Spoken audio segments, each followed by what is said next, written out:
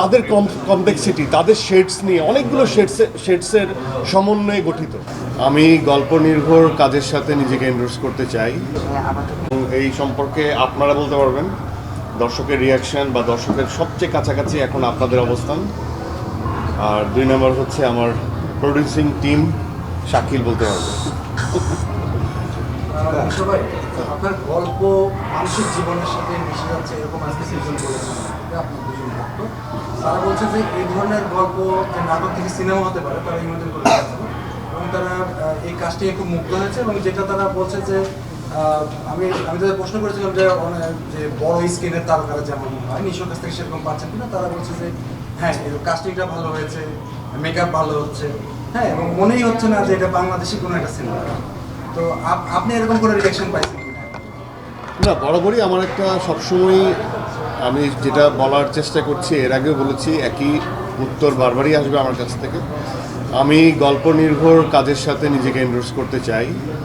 মানুষের আমি পারফরমেন্স দিয়ে যত কাছাকাছি পৌঁছাতে পারবো, এটা আমার একটা দায়িত্ববোধের জায়গা থেকে আমি করি। এবং অবশ্যই প্রত্যেকটা গল্পই আমরা যদি প্ল্যাটফর্ম ওয়াইজ বলতে চাই, তাহলে প্রতিটা গল্পই সিনেমা, প্রতিটা গল্পই ওটিটি, বা প্রতিটা গল্পই নাটক। মানে যেখানে নাটকীয়তা আছে সেটাই তো নাটক। সো এটাকে আলাদা আলাদা সংজ্ঞায়িত করে হচ্ছে বাজেট বা প্ল্যাটফর্মের কারণে। সো আমার কাছে মনে হয় যে আমি সবসময়ই সুরঙ্গের সময়ও চেয়েছি, এবারও আমার একটা চাওয়া যে আমি মানুষের জীবনের ঘটে যাওয়া ঘটনা বা তারা যেভাবে এক্সপিরিয়েন্স করে সেই খুব কাছাকাছি থেকে চরিত্রগুলোর কাছাকাছি মিশতে পেরে এভাবে একটা গল্প করতে চাই, এভাবে একটা গল্প বলতে চাই। এবং লার্জার দ্যান লাইফ যে টার্মটা সিনেমাতে ইউজ করা হয় সেটা আসলে অ্যাকচুয়ালি ডিরেক্টরের মুন্সিয়ানা। এবং সেই থাকে না যে একটা সেট, সেটা আপনি চাইলে সেটা 2 লাখ টাকাও এক্সিকিউট করা পসিবল, সেই একটা সেটই শুধুমাত্র 50 লাখ টাকা দিয়েও বানানো সম্ভব।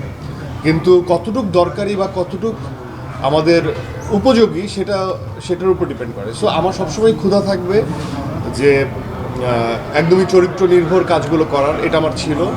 এবং আমি এর আগেও বলেছি যে প্রথম 3টা সিনেমা আমি এরকম একদমই ট্রুলি পারফরমেন্স বেস, যেখানে চরিত্রগুলো আমাদের দাগির সবচেয়ে আমার চোখে দেখা সবচেয়ে প্লাস পয়েন্ট কী বা সবচেয়ে আমাকে যেটা মুগ্ধ করে, এখানে শুধুমাত্র নিশান চরিত্র না, এখানে প্রতিটা চরিত্র তাদের কমপ্লেক্সিটি, তাদের শেডস নিয়ে অনেকগুলো শেডসের সমন্বয়ে গঠিত।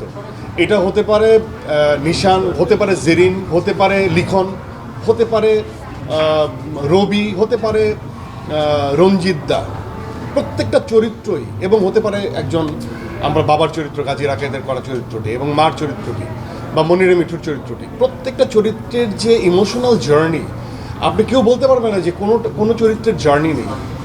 প্রত্যেকটা চরিত্রের একটা জার্নি আছে, গল্পের সাথে তাল মিল আছে, এবং একসাথে আমরা দাগি হয়ে উঠেছি।